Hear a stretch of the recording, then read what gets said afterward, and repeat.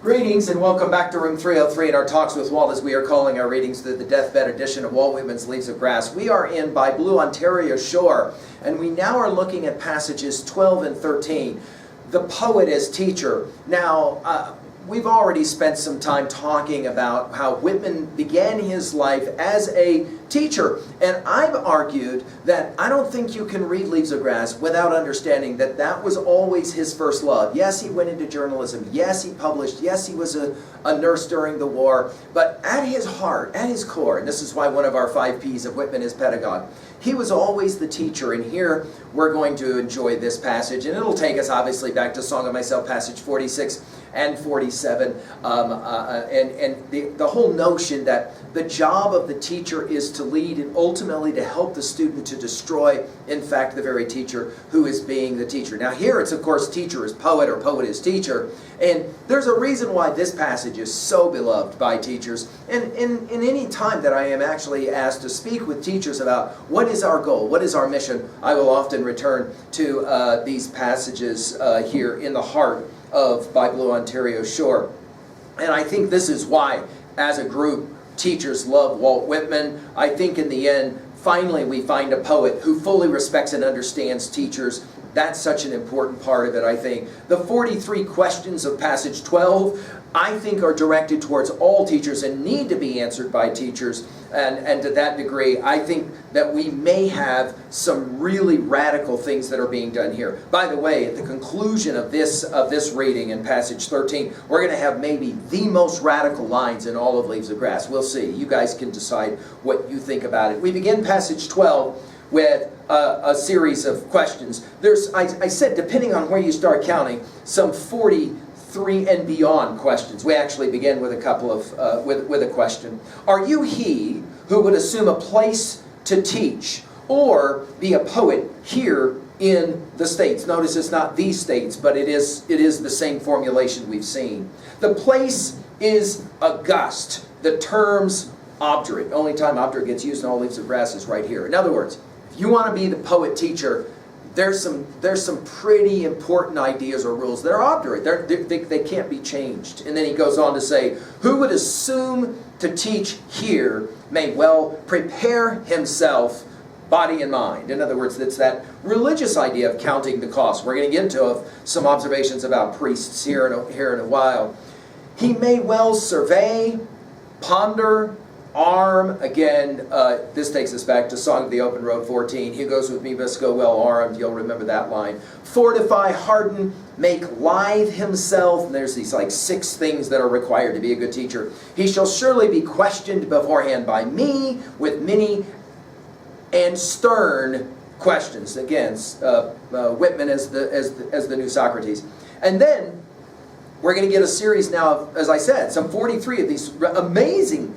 Are they rhetorical? I don't know. You get to decide. And when I'm talking with teachers, I will point out this 8 times, have you, have you, have you. I think it's fascinating to read it as a teacher. Notice, we'll begin. Who are you? This takes us back to myself and mine. Who are you indeed who would talk or sing to America? And now, I suppose the other shoe drops. Here it is, guys. This is the passage that allowed me to name our series Talks with Walt, because I think this is the kind of communication, conversation, dialogue that Whitman is longing for, and here we go.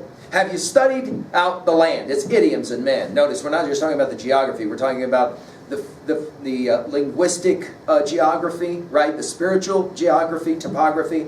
Have you learned the physiology, phrenology, politics, geography? We're going to get 8 of these, by the way. Pride, freedom, friendship of the land. It's substratums and objects. And truly, again, depending on how you count the question marks in this passage, it's somewhere between 43 to 45, 46, depending on how you want to count them, right? Have you considered the organic compact? Again, notice Leaves of Grass, organic compact. Of the first day of the first year of independence, signed by the commissioners, ratified by the states, and read by Washington to the head of the army. We've had mention of this already in Leaves of Grass, haven't we? That is to say, the 9th of July, 1776. In other words, do you have a sense as a teacher of where you came from? That you are an American with a heritage? Have you possessed yourself of the federal Constitution? Wow. Now that's an interesting question. Do you celebrate the Constitution with your students? Do you see who have left all feudal processes and poems behind them and assumed the poems and processes of democracy. In other words, this is the goal of Leaves of Grass. Whitman argues this should be the goal of every teacher poet, to celebrate democracy first and foremost.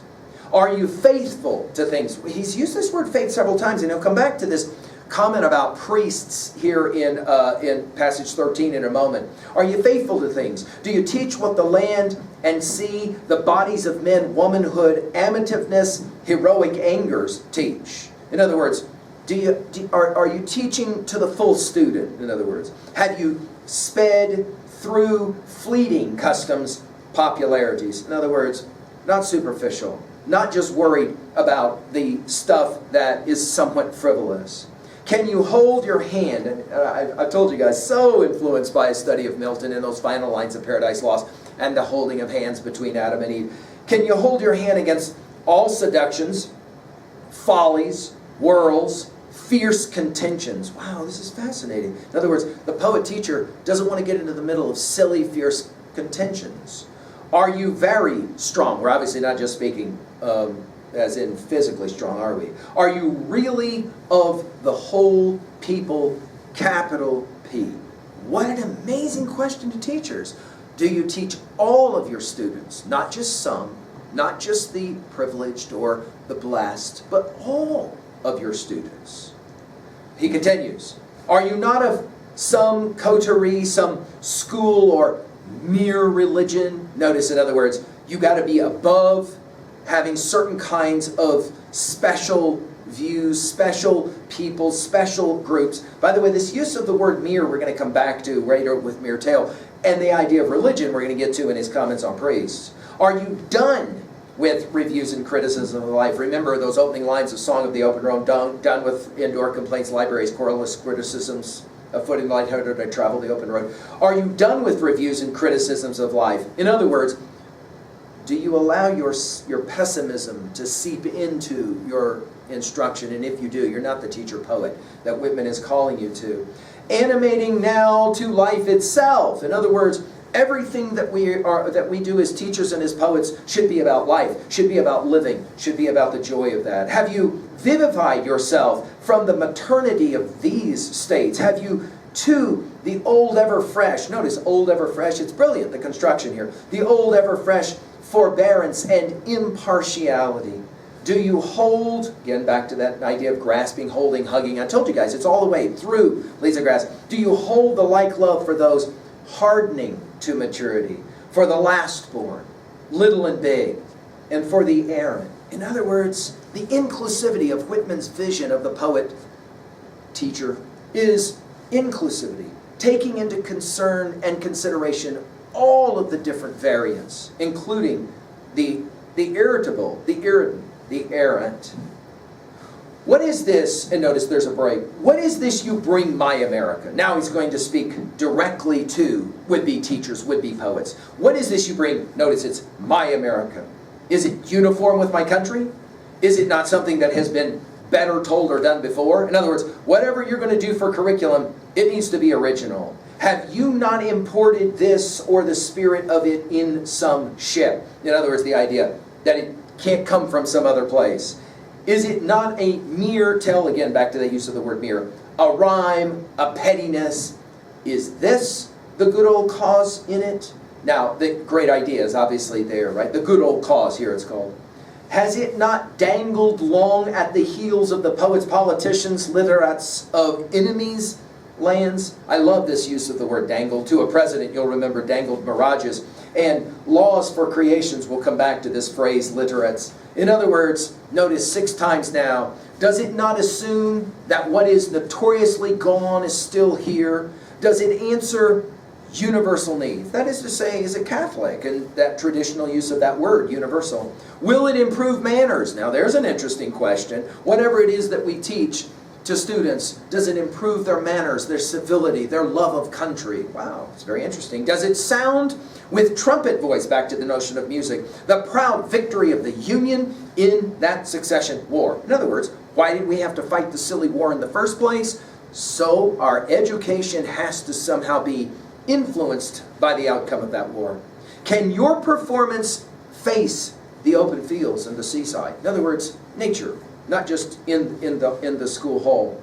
Will it absorb into me as I absorb food, air, to appear again in my strength, gait, face? I love this gait. It takes us back to Song Myself 22, as well as obviously passage 6 of this very poem. The idea that we're raising students who can have a certain kind of gait. They've never stood in the presence of another person, he says in passage 6, and feel inferior. Have real employments contributed to it. Original makers, not mere amanuenses. In other words, we're not just creating some kind of copy. The American goal of teachers, of teacher poets, is to be original. Does it meet modern discoveries? Wow, this is interesting. Calibers, facts, face to face. In other words, does it deal with the real world? What does it mean to American persons, progresses, cities? And then he mentions Chicago, Canada, with the arcane spelling of Canada, and Arkansas. Does it see behind the apparent custodians, the real custodians? And here obviously our Plato comes to mind. What is the greatest text of education we've argued in 303? Well, it's Plato's Republic. We have to read it to be able to argue the points that are being held there about pedagogy. And here, notice we're playing this game of being able to see behind the shadows on the wall, back to Republic 7. We've given full lectures on it at learnstrong.net. Does it see behind the apparent custodians, the real custodians standing, menacing, silent, the mechanics, Manhattanese? I love how he plays this game of Manhattanese. Western men, Southerners, significant alike in their apathy and in the promptness of their love. Apathy here means feelings. Does it see what finally befalls and has always finally befallen each temporizer, patcher, outsider, partialist, alarmist, infidel who has ever asked anything of America? In other words, we're back to Thomas Jefferson and the Declaration, and let facts be submitted to a candid world. The world is watching, he asks. Are the teachers teaching the American young people to be able to provide the best answer to the simple question, what is America? Especially after the war, what is America? What mocking and scornful negligence. The track strewed with the dust of skeletons. The only use of that phrase, it's an amazing one given what we know about our study of drum taps and memories of President Lincoln. The track strewed with the dust of skeletons by the roadside, others disdainfully tossed. In other words, the old ideas. We're done with the old ideas. We don't need the old ideas. Now, obviously, in passage 13, he's going to ramp up what those old ideas are, and in a word, they're going to be religion, right? So we'll get ready for it. Excuse me. The Nortons here for just a moment will remind us now as we begin passage 13 that this line and the several in section 13 originated in the 1855 preface. So to go back and study the preface, you're going to hear some of these lines in this short section of 13. Rhymes and rhymers pass away. Poems distilled from poems pass away. In other words, if all we do as poet teachers is to repeat the old, then something's wrong. Now, of course, there's always been this debate in 303 about, wait a minute, but we say we're the stories we tell and we're the stories that we retell, but we also say we're the stories we decide to accept or the stories we decide to reject. That is to say, of course we're going to study the old stories. We have to know them. But to what degree can we transcend and include them? Of course, we can't transcend and include what we don't know. And that's going to be Whitman's argument. He's not saying there's something necessarily wrong with Homer's Iliad or Odyssey or Virgil's Aeneid. But those stories are for an earlier time. We have to build through and beyond them. The swarms, I love he uses that word, the swarms of reflectors and the polite pass and leave ashes. And here, of course, our tipping of the hat to Milton's Paradise Lost. Remember what happens to Satan at the end of Paradise Lost. Admirers, importers, obedient persons make but the soil of literature. It's a great line. It's a line that, of course, all literary writers love to read. America justifies itself. Give it time. No disguise can deceive it or conceal from it. It is impassive enough. Only toward the likes of itself will it advance to meet them. In other words, a certain understanding of magnetism, that's that adhesiveness that we've seen so regularly in Leaves of Grass.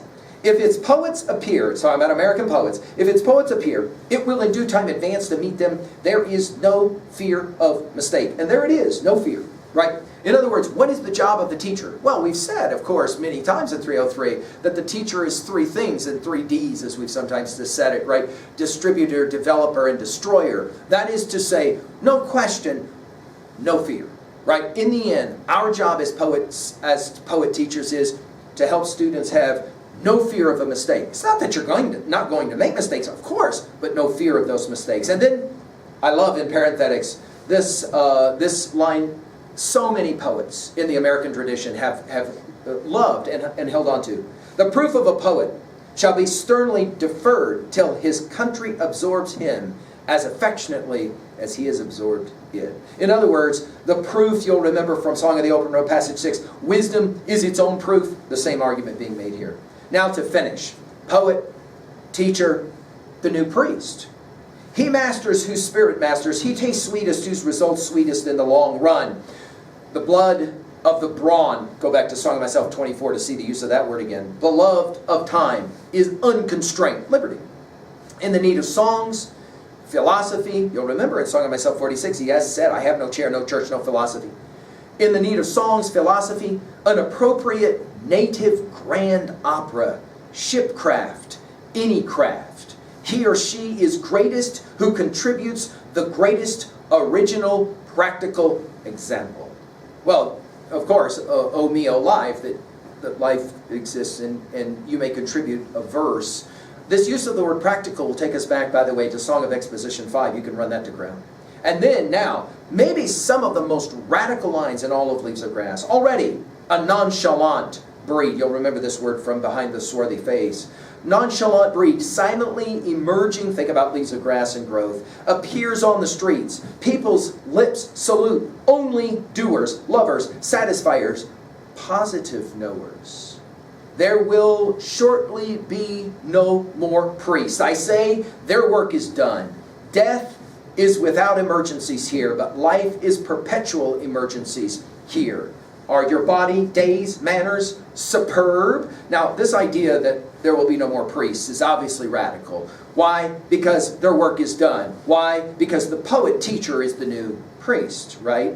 Notice this death without emergencies takes us to Song of Myself, passage 6. Are your body, he'll finish now with some questions. Are your body, days, manners superb? You'll remember in Song of Myself 13, the use of this word superb, how superb and divine is the body.